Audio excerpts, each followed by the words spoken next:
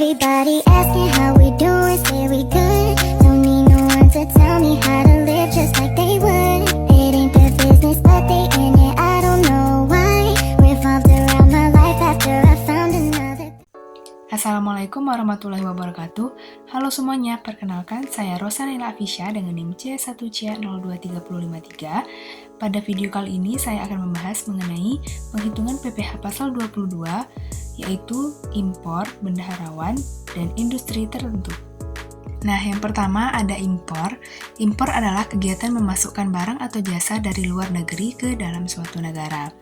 Impor merupakan salah satu kegiatan perdagangan internasional yang dilakukan untuk memenuhi kebutuhan domestik, baik untuk industri maupun masyarakat luas.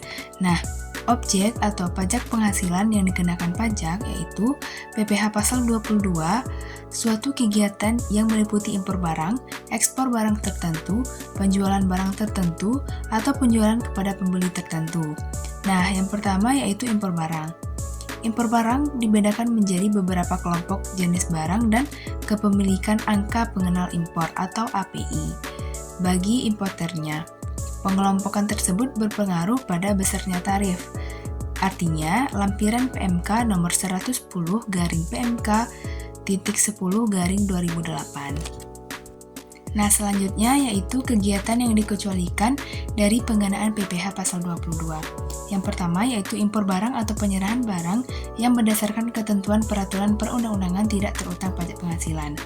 Nah, yang kedua, impor barang yang dibebaskan dari pungutan bea masuk atau pajak pertambahan nilai. Yang ketiga, impor sementara, yaitu jika pada waktu impornya nyata dimasukkan untuk diekspor kembali. Dan yang terakhir yaitu impor kembali atau reimpor. Nah, selanjutnya yaitu pada kondisi saat terutangnya PPh pasal 22 pada jenis kegiatan impor barang, yang mana kondisinya yaitu terutang dan dilunasi bersamaan dengan saat pembayaran bea masuk apabila pembayaran bea masuk ditunda atau dibebaskan dan tidak termasuk pengecualian pemungutan PPh pasal 22. Nah, PPh pasal 22 ini terutang dan dilunasi pada saat penyelesaian dokumen pemberitahuan pabean atas impor. Nah, selanjutnya ada tata cara pemungutan dan penyetoran PPh pasal 22. Pemungutan mengenai impor barang, penyetorannya dilakukan dengan cara PPh disetor oleh importir yang bersangkutan atau Direktur Jenderal Bea dan Cukai melalui pos presepsi, bank divisa presepsi, atau bank presepsi menggunakan SSP, Surat Setoran Pabean, Cukai dan Pajak, atau SSPCP, yang berfungsi sebagai bukti pemungutan pajak. Nah, untuk selanjutnya, yang kedua yaitu bendaharawan.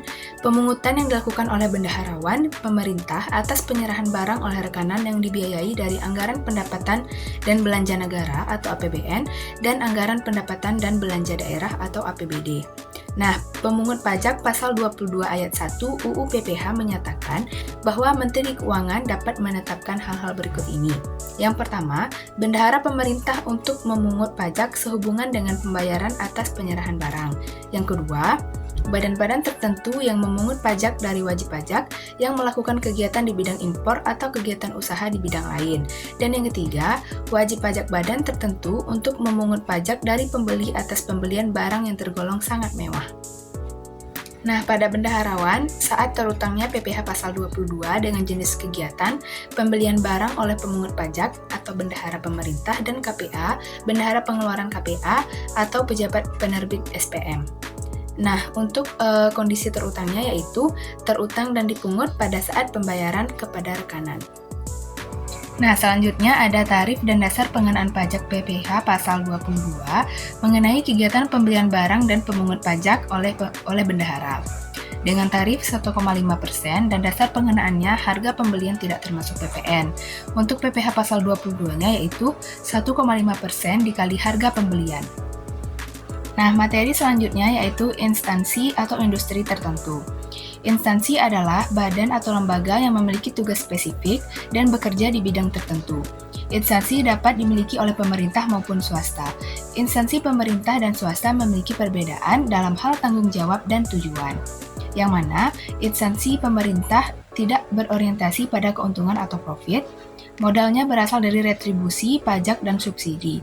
Sedangkan instansi swasta memiliki tujuan untuk mendapatkan keuntungan atau profit yang modalnya berasal dari pinjaman, pribadi, dan saham. Nah, ada beberapa contoh instansi yaitu Kementerian Kesehatan atau Kemenkes, Badan Pemeriksa Keuangan atau BPK, Badan Riset dan Inovasi Nasional, Badan Tenaga Nuklir Nasional, Polri, Polres, dan Polda, Kejaksaan Agung, serta BMKG. Nah, selanjutnya yaitu objek penghasilan yang dikenakan pajak PPh pasal 22.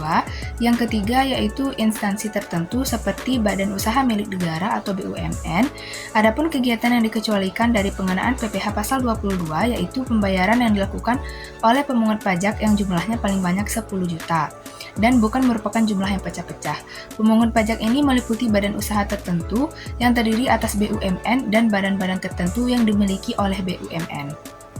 Dari materi di atas dapat disimpulkan bahwa pajak penghasilan atau PPh pasal 22 adalah pajak penghasilan yang pemungutannya dilakukan oleh bendaharawan atau badan usaha tertentu, baik milik pemerintah maupun swasta yang melakukan kegiatan ekspor dan impor serta reimpor, maupun kegiatan usaha lainnya.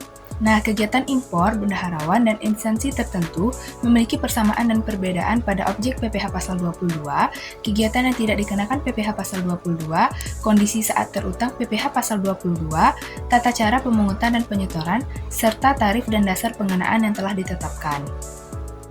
Nah, sekian materi yang dapat saya sampaikan pada video kali ini. Semoga bermanfaat bagi teman-teman semuanya. See you di next video. Bye-bye!